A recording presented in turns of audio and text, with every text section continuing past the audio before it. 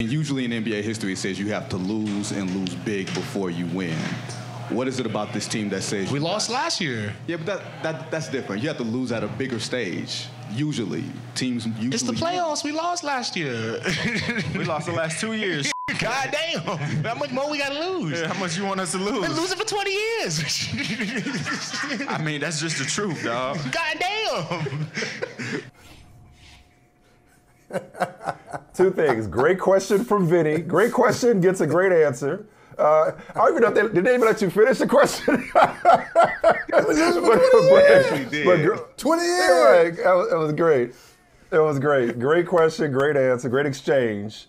And also great chemistry on and off the court. How long before there's it might already be one of the works for all I know, Ant-Man and Karl-Anthony Towns podcast, right? To get them dudes a show already. Cat.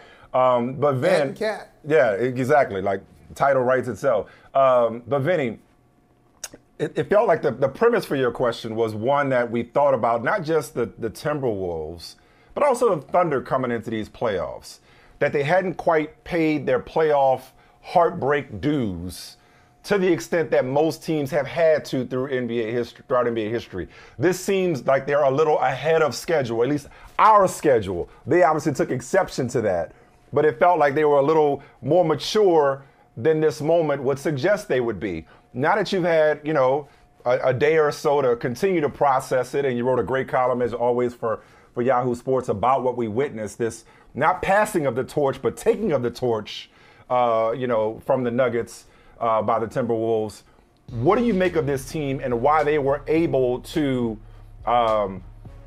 buck what we think we know about the rites of passage, as the case may be, when it comes to how teams are supposed to progress through the playoffs throughout NBA history?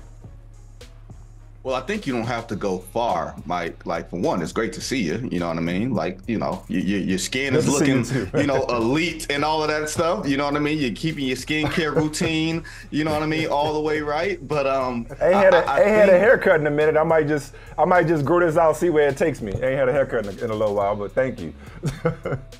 You know what? Somebody in the box above you is feeling quite jealous right now about not being able to talk about not having a haircut. You know what I mean? So, I won't say his name, but he's wearing a blue jean jacket right now. You know what I'm saying? So I think as far as the Timberwolves, when you think about, this is going to be the 6th straight year that we have a non-repeat champion.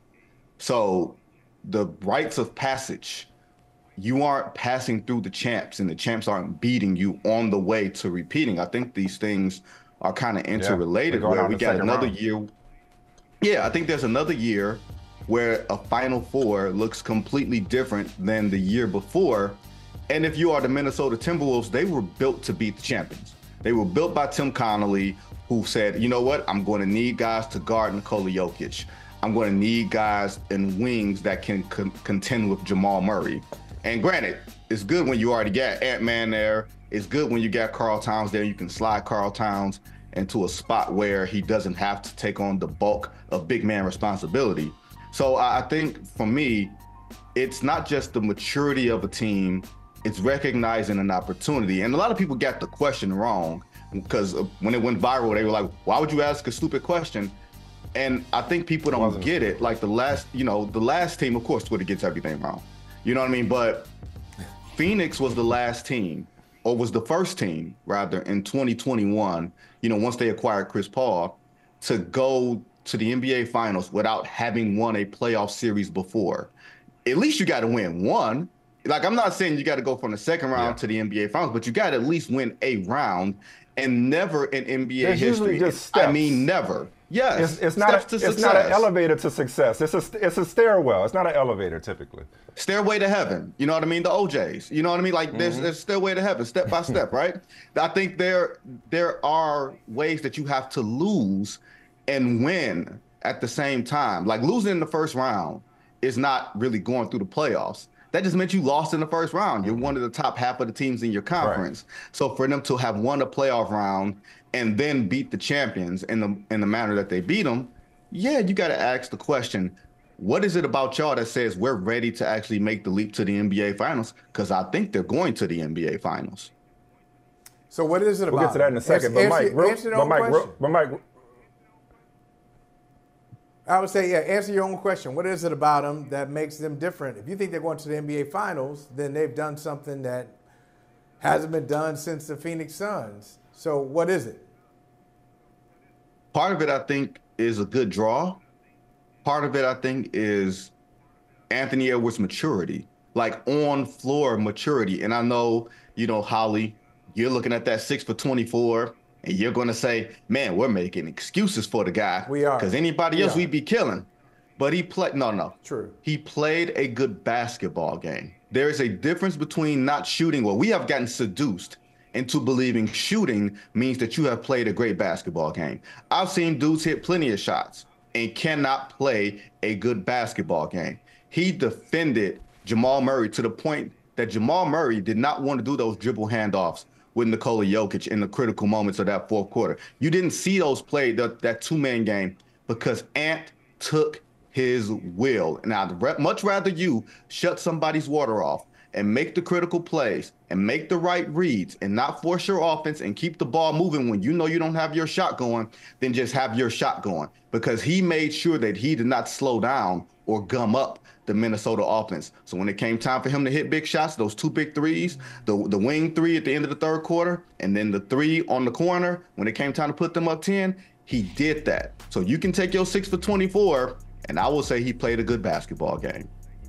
Good. It was good. He did not play a great game, but he came through when it mattered down the stretch. But it was not a great game. And it's funny how, look, we all do it. 6 for 24 for one guy is, hey, look at the floor game he played. Look at the other things that he did. For somebody else who's not as charismatic as Anthony Edwards, who's not the Pied Piper of the sport like Anthony Edwards is right now, we tend to criticize him. So now, coincidentally, 6 for 24 was the same line that Kobe Bryant had in his 5th championship. 6 for 24. I think he had 15 rebounds in that game. He had a hell of a lot of rebounds. But once again, it was not a great game from Kobe Bryant in Game 7 of his 5th championship. We remember Kobe, he got it done. It wasn't great, though. Yeah, it's a footnote. I mean, I think the reason, I don't think we're making excuses for, and I agree that we love him, but I don't think we're making excuses for the ones we love, Michael, because they won. It's a footnote. 6 for 24 is just, oh, by the way, you could say he played a great floor game, and he did when they win. If they'd have lost, it might have been a different conversation. But I'll go back to the original place we started with this conversation.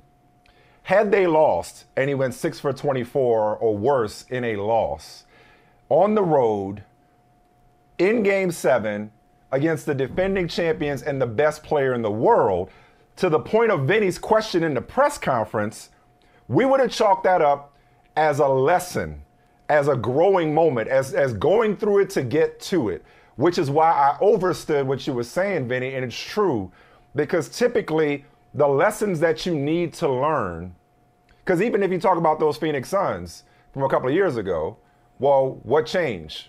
Chris Paul, who went through a lot of those lessons, a lot of that heartbreak in the playoffs, right?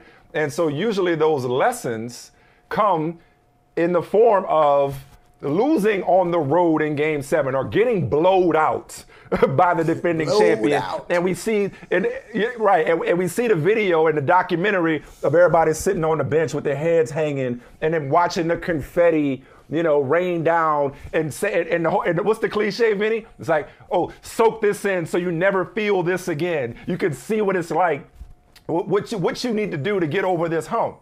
The Timberwolves didn't, they kind of, they got skipped the grade. Remember back in the day when you were super smart, not me, maybe Michael, maybe you, Vin, when you got skipped the grade, they feel like they skipped the grade a little bit, and they learn those lessons quicker than we're used to seeing. Therefore, that 6 for 24 can be deemed as legendary, Vinny, and it could be looked at as like, oh, this is what great players do. They find a way to will their teams to victory, even if their shot isn't falling.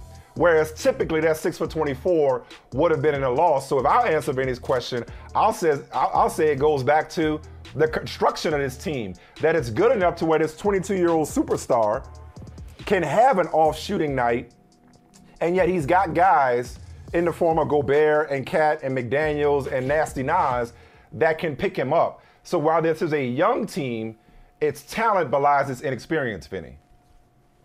Well, not just say that. it's inexperience. Not just that. This team is the best defensive team in basketball. That's with Anthony Edwards, who I gave strong consideration to from our all-defense teams, which is basically the 10 best defensive players in the game. So they were built to win games that way. They're built to win games on the defensive end and to win games ugly. And winning, to me, is about doing what's required. Like, it's not just the result. It is the process of it. The process of that game called for Anthony Edwards to shut off Jamal Murray's water, because Jamal Murray had 23 in the first half, and that's where Denver had a 15 and later a 20-point lead. And after Jamal Murray went off and Anthony Edwards shut the water off, then you got to see 35 second half points or 37 second half points for the defending champion in a game 7 on their home floor, leaving Nikola Jokic to his own devices. You mean the game is played at both ends, Vinny? Is that what you're saying? Shocking.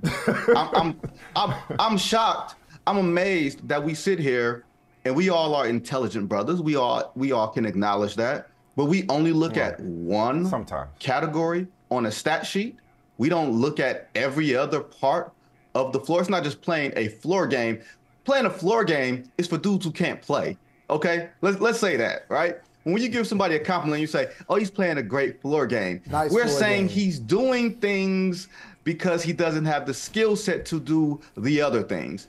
Anthony Edwards played a complete basketball game. Even the field goals that he got, the 6 field goals that he got, you remember them all. The fast break layups, the dunks, the three-pointers, because they were all impactful. I've seen dudes score 40 and couldn't remember a memorable bucket out of the lot. I knew when Anthony Edwards scored. So that's when I say he played a great game. He didn't gum up the offense. Like I said, I think it's not gum up the offense. He didn't hijack the offense. There's some dudes who are so intent on a game 7 on the road. Too much, but yeah. Yeah, but I think part of that is there were some possessions where I was like, dude, pass the ball. Yeah, but I think part of that is you have to take shots to figure out where your rhythm is. And Denver made the decision, we're going to load up on him. And but you can't allow a team to take you out of the game. Sometimes you do have to force the offense. You can force your offense without hijacking it. You know what I mean? And Denver was content in saying, if Karl Towns is going to beat us, let Karl Towns beat us. And you mean to tell me in the game 7, if you're in the locker room, would you want to say, hey, man, they tried to let Karl Towns beat us and I was going to let them? No, you try to figure out your offense through the game.